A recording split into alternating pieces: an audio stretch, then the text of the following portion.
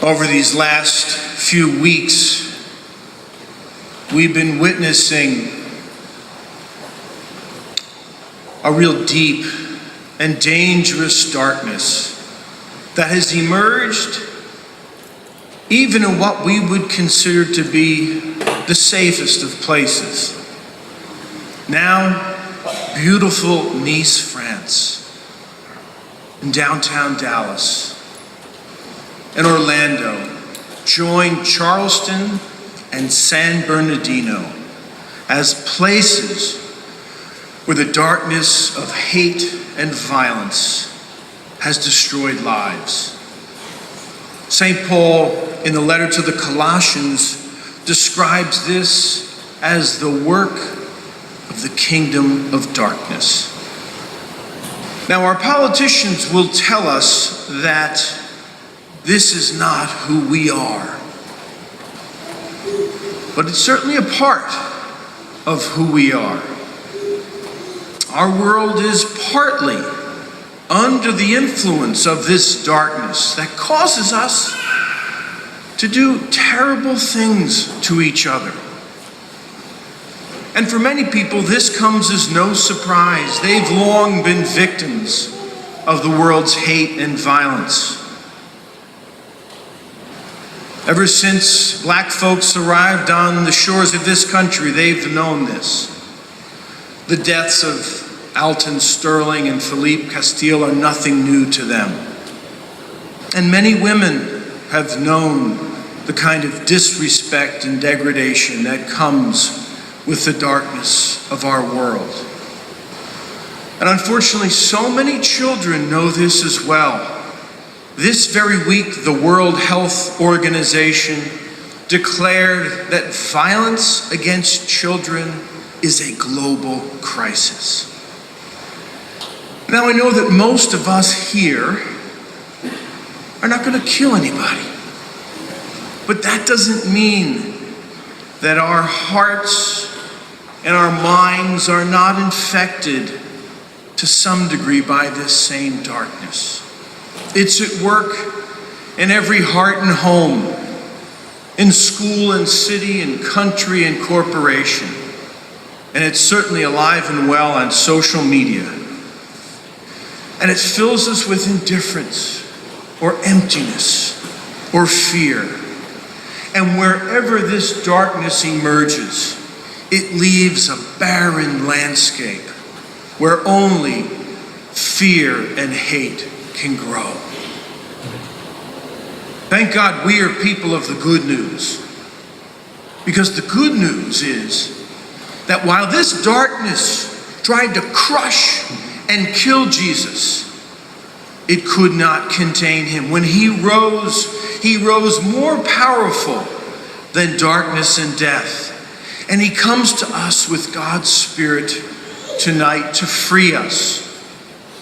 When his disciples found him among them and in him after he rose, they discovered that they had new hearts and new minds that allowed him to do his work. They found that they were all of a sudden able to relate in new ways, not the ways of the darkness of our world, but they were able to forgive, act with compassion and kindness. And soon families and entire communities began to live for and from Jesus, not from emptiness and fear. And they began to care for the poor, create hospitals, build universities. You see, the risen Jesus is here among us, creating a new world culture where all lives matter, where peace and justice matter. So today, as St. Paul reminds us in the letter to the Colossians, God continues to do this work among us. Jesus is working here to bring an end to the kingdom of darkness and create God's kingdom here. Listen to what St. Paul tells us today. He says to us and to each person here, Jesus the King and Messiah, lives in you.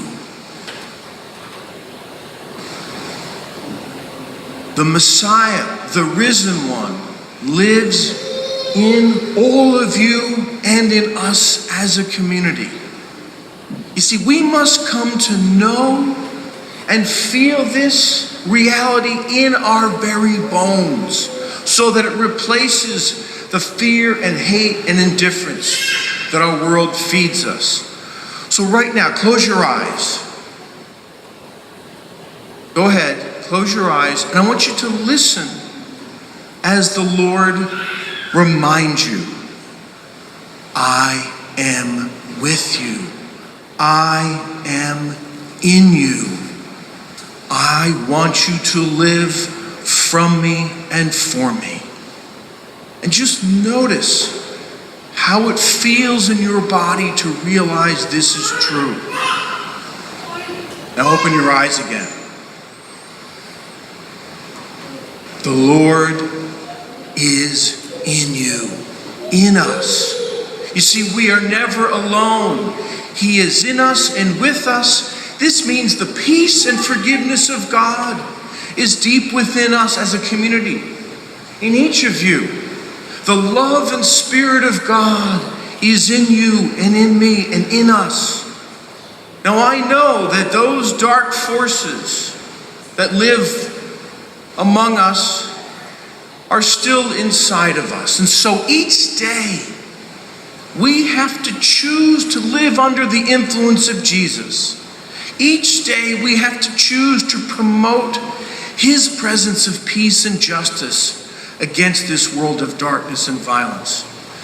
So my friends, let us commit ourselves once again to know the risen Jesus who lives in us. Our world needs us to do this. Our world needs Christians around the planet to live from and for him. We need to raise our kids so that they know he is in them. We need to let our teens know that he is in them. Every one of us needs to hear this repeatedly in a deep and personal way, that he is in us. And when we begin to cooperate with his presence in us and among us, wow, what beautiful things begin to bloom in our barren world. Compassion and peace begin to bloom. Forgiveness becomes real. Rivals are reconciled. Justice becomes a reality.